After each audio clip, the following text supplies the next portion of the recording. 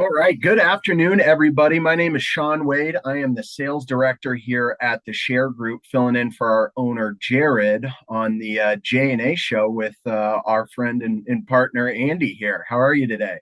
I'm good, man, but I am missing Jared's little jingle at the beginning of this thing. So, Yeah, I'm not exactly got to step musically it up, brother. inclined.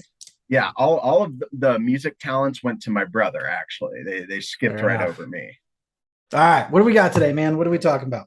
Just kind of dovetailing off of your and Jared's last video, just kind of some best practices and just things to know going into your marketing and prospecting after you receive a list from the share group. So number one, I think something that's really important is just knowing the pain points of who you're looking to target.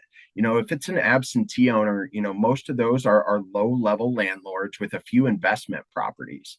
You can cash out while the market's still high, and get that time and stress off your hands. We also have a lot of customers that tell us, these absentee owners, they got kicked in the teeth during the pandemic. And that really does vary from state to state, where you're at. But, our friend Carrie in New York, they went through the probably a year, if not more, of the rent forbearances and not being able to do anything there. So, Mhm. just relieving that financial burden that can be placed on somebody is a huge just advantage in the back of your head, knowing why they, have a little more incentive to sell that property. Yeah. I mean, you're talking specifically about the absentee owner side of it. I think it's interesting. 'Cause for me, that is for the past like 3 years, give or take, that's been obviously a huge piece that I've been pushing out inside of the coaching realm and talking with my agents about.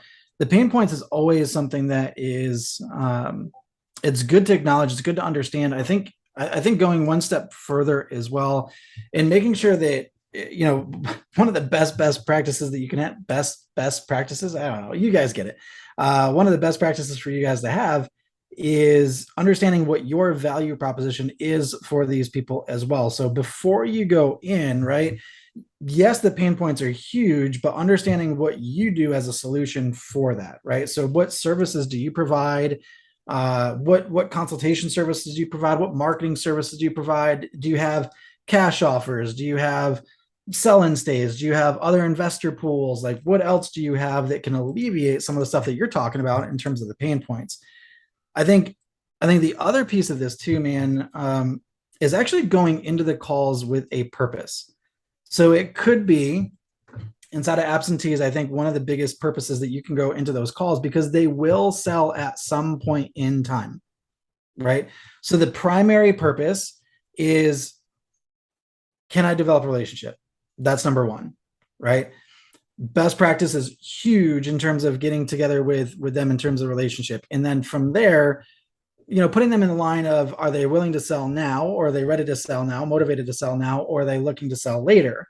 And then also, again, going into your point, going into the pain points of what they're experiencing or what they have experienced, and really what their long-term plan is. So I think having a purpose and understanding what your value proposition is are two that really couple nicely with those pain points as well. And it's not just absentee owner. I mean, all the other lists too, right? Yeah, yeah, absolutely. I mean, you think of our likely to sell or our downsizer list, modeled Yeah. on age, equity, length of residence, and a few other factors. Now, I was just reading a NAR report. 42% of all sellers are baby boomers, and over 90% of those sellers do not have a kid in the home. Yeah. Those homes are where they raise their family for the I've most been part. saying it, It's preaching from the getting too rooftops. big. Yep. Yep, absolutely. The move down list, man. So this came out probably like right during the pandemic. They were doing I say right during the pandemic. Let's give the specifics. So middle of 2021, end of 2021, there were reports coming out from realtor.com, NAR, one and the same, but moving forward with the baby boomers have not sold because they were simply afraid of selling. We're still seeing that backlog of people starting to come forward and push forward. So that percentage, would you say it was 48%? Is that what you said? 42. 42. So that percentage is actually only going to go up because those baby boomers were waiting to sell for everything to settle down. And now they're finally starting to catch back up. So there's been that piece of it. Another big one that we're seeing come around right now, outside the move down folks, the financially distressed, that list is freaking huge. So all of those have, if you put the pain points that you were talking about, unique value proposition for each of the agents to understand what that looks like, and then again, each of the purposes of the calls, in the again, the beautiful part of what you guys deal with, absentee owners move up, move down, likely to sells, again, financially distressed and everything else. Like each one of those people, if you develop a relationship, they will sell at some point in time. So it's not just wasted on, hey, well, this guy's not interested in selling. Develop the relationship, cultivate the relationship, convert when they are ready. So no matter what you're doing, dude, the phone calls, obviously, and this is piggybacking off of last week, but the phone call side of it is absolutely huge. And then obviously driving home the relationship at that point. Yeah, absolutely. And I mean, relationships, that should be at the top of really everybody, regardless of the industry or role you're in. I mean, that's how it is with me. You know, I like working with people I enjoy. You know, nobody likes working with an asshole. I think that's True. That's pretty straightforward there. Oh, I like to have some fun on a Saturday once in a while, you know? Absolutely. But just kind of off that relationships, you know, if you build a relationship with an investor with, you know, 4 or 5 properties, and you know, you call them, say, hey, you know, you ever thought about selling this property? And you know, I haven't, but now that you say that, you know, I have a tenant moving out in 4 months. Mm-hmm. You know, the follow-up piece on that is key. And then on some of the more financial stuff on the relationship side, I mean, for most average people, you know, that real estate they own is one of the biggest assets. You know, that's probably the biggest financial decision they're making in their lives. You know, it's important to have a professional who knows what they're doing and can walk you through that whole process. Yeah. I'll give you the foreshadowing. All right. So I'll give the golden nugget at the end of this thing as we're wrapping this up.